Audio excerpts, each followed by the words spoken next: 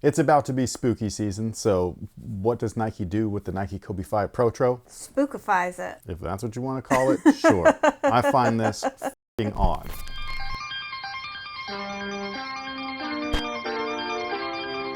Hey, what's going on, guys? My name's Chris. Welcome back to the official WearTesters.com YouTube channel. Today, we got a detailed look and breakdown on the Nike Kobe 5 Protro, what Nike has simply dubbed the Deep Royals. That's the name? That's what it said on sneakers. It's not like Bone Daddy or something? Again, f***ing odd. But anyways, the shoes come in a standard Protro box, so you got the shiny Mamba logo, also known as the Shield logo or the Shizuku logo. And then the box itself is matte black, done up in scales. As far as the shoe itself is concerned though, this is one of my favorites from the Kobe line. The Kobe 5s are just an amazing sneaker. I love how they look. I think that they take color really well, whether they're a muted tonal look or they're actually highlighting the different colored panels. Like if we're gonna compare to anything, you know what I mean? Like these guys, they have different skin fused colors on almost every single panel and it looks amazing. Again, this is kind of part of their Halloween pack, but they're also trying to play up the whole theme of Kobe played with injuries. I don't believe he ever injured his foot, at least not that we know publicly. I know that his ankles have been damaged, he's broken many fingers, but yeah, I'm not sure if anything's ever happened to below the ankle. But either way, this is the graphic that they decided to go with. I think they really could have done anything else and it would have been a little bit cooler than this, but for those of you guys that like this kind of stuff, here you go. Now real quick, before we get started, one quick thing off the top. If you've ever wondered how you could directly support the WearTesters channel outside of just the typical YouTube thing, our amazing WearTesters Discord community is the way to go. Our Discord community is full of amazing and like-minded sneakerheads. There's no drama, no trolling, none of that stupid shit that you see on all the other social media platforms. It's a nice, safe space where you can have great conversations with great people that help each other out every single week with releases, and the trade section is always popping with great deals. On top of all of that, you get full access to someone like myself as well as our other testers, full access to WearTesters hoop sessions wherever they may go down. And if you ever have a question pretty much about anything, you can always DM me or hit me up over there at any time. And I'll be there.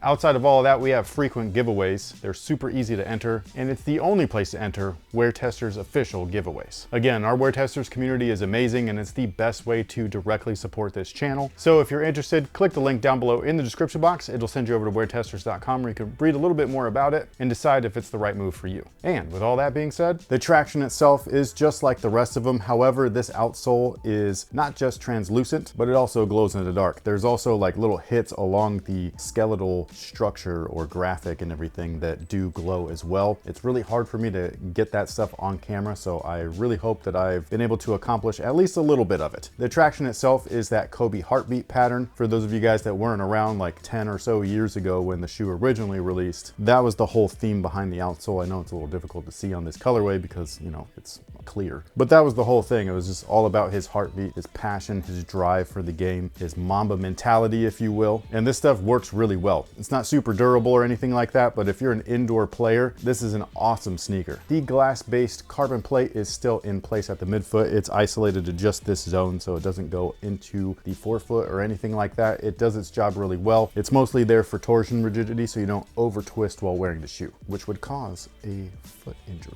You know what I mean? So yeah. The midsole is different than the originals. The originals was Phylon, and then the original also had heel and forefoot zoom air. In case you wanted a visual, this is what the original setup looked like. So we had a large volume heel unit, super springy. It was amazing. And in the forefoot, we had a smaller unit. It was called a Met bag. I don't think that they use these anymore. They probably should. I think these are awesome. But nowadays we have no cushion in the heel. Instead, the Phylon midsole has been replaced with Cushlon. So that's your primary source of heel cushion. It is very comfortable. So I love Cushlon. However, I do prefer the original setup's cushion specs more. The forefoot, however, has been replaced with a larger volume zoom unit, and that is of the Zoom Turbo variety. It's technically a Zoom Strobel at the same time. So while it's not a full-length Strobel, if we're looking at a footbed like something like this, instead of it being isolated to just underneath the ball of the foot in terms of cushion, the Strobel actually encompasses the entire area. It goes from side to side right here. It encompasses the entire forefoot section. It is a thinner Zoom bag, but it's more volume as far as like, I want to say square footage, but that's not square feet. You know what I'm saying? So like, it's just more volume of air for the surrounding area. And much like the Cushlon, I think the Zoom Turbo units are f***ing awesome. I wish that they would be used more often. It feels like they've been isolated to only the LeBron line at this point, like the 20, 21, and now the 22s. They have it in there, but no other shoe does. My God, why? But anyways, that's the specs. I think that it's a decent shoe, but I do not like it more than the original. Had it been a full-length zoom strobel instead of what they actually did, I think that that would have made these just top-notch, man. That would have been...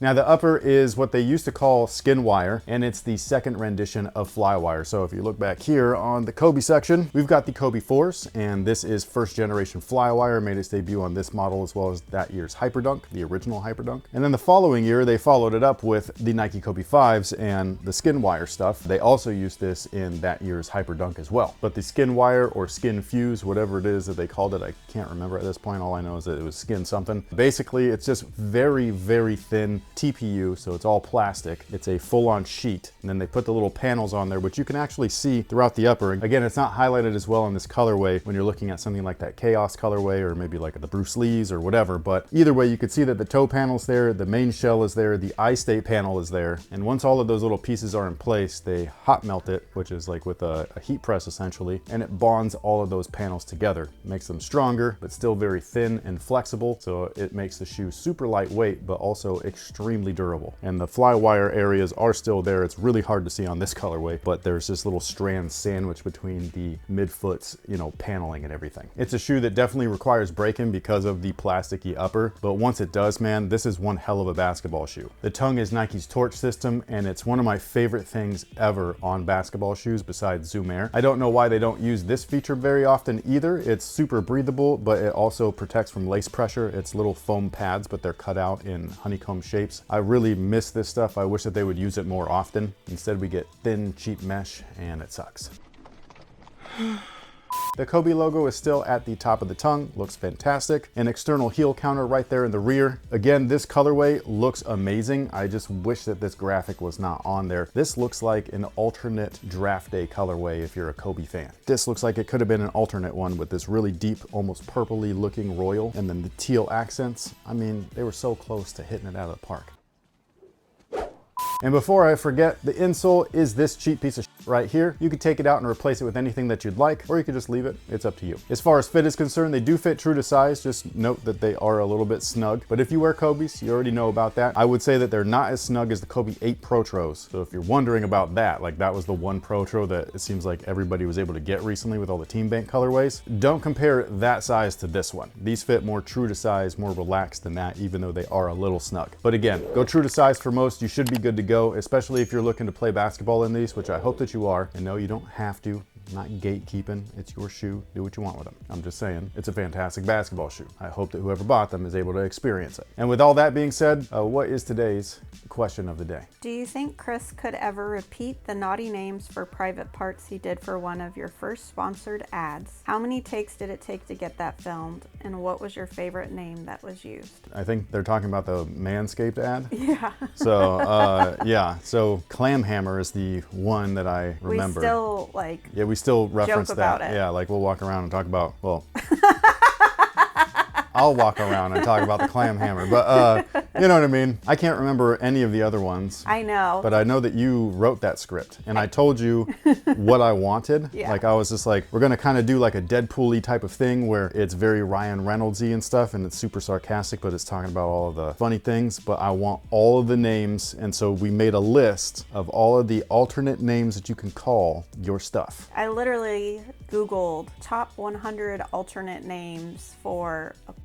Hey, this is a family-friendly channel sometimes. I remember that one fondly only because that was like the first big thing that I helped out on for the channel. Yeah. Was coming up with this script with you. And then I actually like stood in here and helped That was rough film. too. Yeah. Because I had to, like, I had this whole idea of like, I want to turn around like it's a stupid infomercial, Yeah. but really like Deadpool it up. I wish that I could have worn a Deadpool costume, but we would have not been approved for that because you're using a likeness that wasn't approved for Manscaped and all that stuff, you know what I mean? So especially now that Disney owns it, even though at the time it was Fox, but still. Do you remember what video we put it on? I wish. I don't know. I don't remember what is in any video at this point. They're all kind of like... Well, I know how to find it through the back end, so... Oh, really? I'll do that. That's what she said. How many takes was that? We probably did it in probably about 10 or so. When it comes to ads, a little lore behind the scenes here. The ads we do work pretty hard on. Like, Well, man, there's so many that's what she says in this little portion. But first off, there always is. We just don't always point it out. That's up to you guys. But as far as ads go, like, we do stand here and like we get the best takes out of them versus when we're filming just like the regular stuff, like how it's very off the cuff. But for the ads, we bring a certain form of extra professionalism to it. A very little bit. But anyways, if you guys remember that promo, shout out to you. If you don't, like she was saying, she'll try to find it and link it in the description box. Yep. And with all that being said, sound off below and let us know what you think about these in the comment section. Were you successful? Did you actually get a W, or was it another L? It does not seem like Nike's listening, by the way, which we talked about previously. Seems like only the Team Bank colorways of certain models are going to be available. Stuff like this is just going to sell through and you're out of luck. But congratulations to everybody that actually hit. Thank you so much for everything. We greatly appreciate you guys hanging out with us. We will catch y'all on the next one. So until then, you guys have a good one.